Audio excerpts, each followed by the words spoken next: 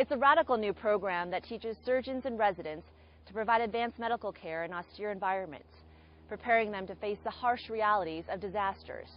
Stryker, IMTS, and other private sponsors have teamed up with Special Forces veterans to teach these doctors how to take care of themselves and how to work well outside their professional box as they go into harm's way as volunteers to help others where all help has been wiped out.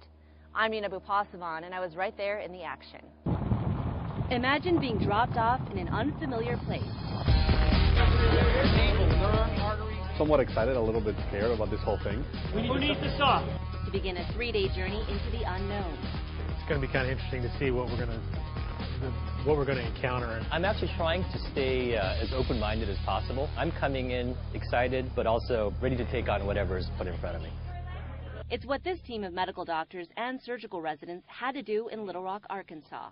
I think the key is to not have a lot of preconceived notions of how things should run and what needs to happen, and be kind of open to the possibility that things will change spontaneously. Duct tape, anybody got any tape? This group is immersed in a disaster relief scenario, part of the first ever Direct Action Resource Center Austere Medical Program. You got the rear, right? Look, this is a medical relief team. We need to get out the way.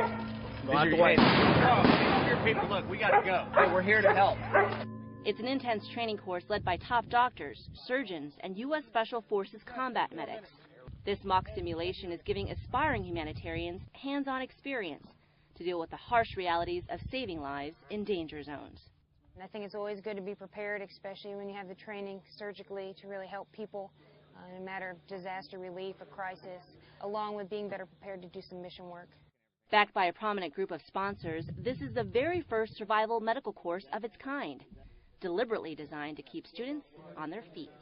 Naval, nerve, artery, vein. I'd say it's about 110. They have a huge array of talent when it comes to specific skills such as in the medical field and surgery, but when they go downrange, things from which they're unfamiliar such as cultural awareness, security, personal security, really some survival type skills. They haven't had experience in those, so we want to give them that skill so that when they are available to go downrange to help other folks, they are not a liability but can quickly become an asset to their response teams.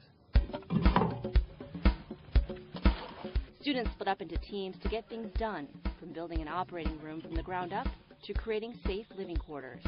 Actually coming here is just really amazing, the amount of variability there is, the amount of realism there is. I mean, it's hard not to feel like you're really in it. The weather's just hot and miserable enough to be part of it.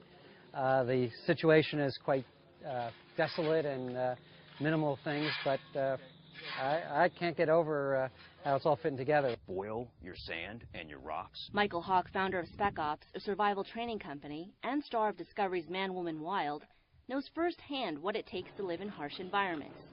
And he hopes his lessons will make a helpful and lasting impact. To me, the importance of my participation in this program is because I've got a lot of time in war zones doing humanitarian and disaster relief, as well as working as a healthcare provider in these austere environments. And on top of that, my specialty is survival. So all those come together very nicely to get these people who are very smart people to think out of the box when they come from a very controlled world.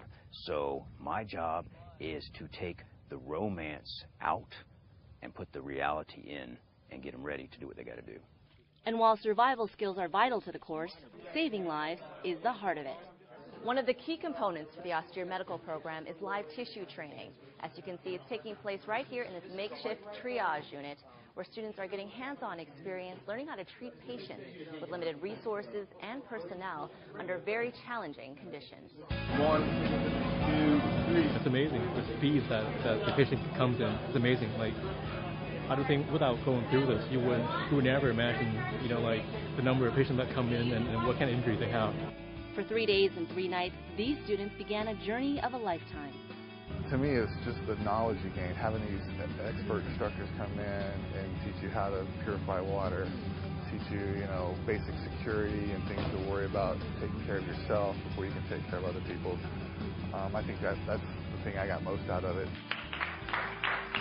Each student paving their own unique path in hopes of leading them to where they want to be, in a world in desperate need of helping hands. It's a once-in-a-lifetime opportunity, and I'm glad I did it. to come out as a better doctor because of it. I think it's a great facility here, and I think people are going to come away with a lot of experience and a lot of comfort if they have to do this again in a different setting. We've come together to put together this special program, which is, in my way of thinking, never been done, very unique, and the most realistic training that any doc can get before he gets ready to go into a war zone.